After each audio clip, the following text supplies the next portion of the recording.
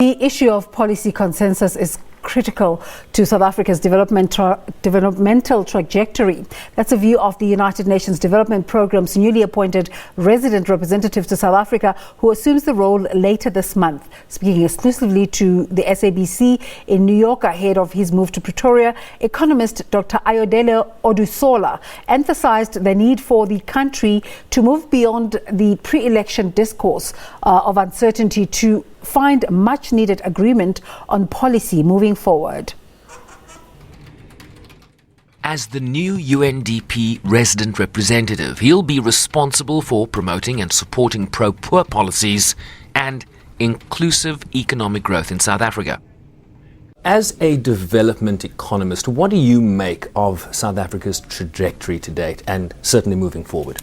I know the growth prospect is a bit bleak, but I think that's just a transitory process, because the way I see South Africa, with the opportunities that are there, the government is so dynamic, the new regime is so focused on what they want to achieve, and at the same time in making sure that they move people out of poverty by 2030. With that, and we know the composition of the new cabinet, putting so many youth and young people there, it shows the government is keenly interested in agility.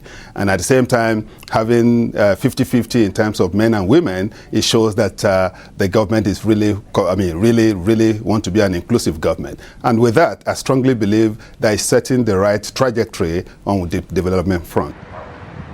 But uncertainty prevails whether on the implementation of the country's land policy, the restructuring of state-owned enterprises, or the mandate of the Reserve Bank that has spilled over into public view. The issue of consensus is very critical. In development management, consensus matters, especially under a political dispensation. If there's no consensus, the losers will block it.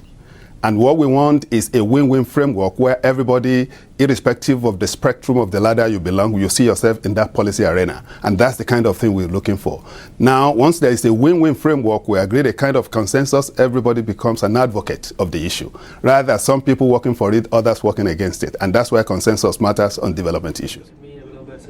Odusola, who soon leaves his position as UNDP's chief economist and head of strategy for Africa, believes it's important for each country to develop based on their local development context and to take the bad with the good.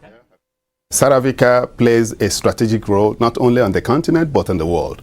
And we need the past to determine what the future is going to be.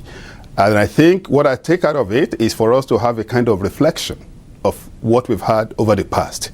And does this really reflect what we intend to be in the next 50 years? So what I see is for us to take the good things of what we have experienced since independence in 1994 to date, and then plug it into our development trajectory. If there's any negative thing we've seen, we need to really see, okay, how can we make this a thing of the past in charting a new way forward? A lot of pundits and analysts talk about 9 or 8 wasted years under the administration of former President Jacob Zuma. Is that something you can speak to? Do you agree with that categorization? I don't believe any year is wasted. I believe it's a pointer to the kind of lessons we have to watch out for. That's the kind of development, okay? The experience of the past is what to use to inform or refine what we expect in the future. So nothing is wasted, because it's better for us to go through a teething problem at the early stage than to experience the same teething problem when you are on top, and then the consequences of it will be more grievous than want to experience it at the early stage of your development status. I think it's part of the development we have to go through. Dr Odusola previously served as a senior economist for UNDP in Pretoria in 2009 and returns a decade later as the man in charge to assume his new role on June 24th. Sherwin Brycepease, SABC News, New York.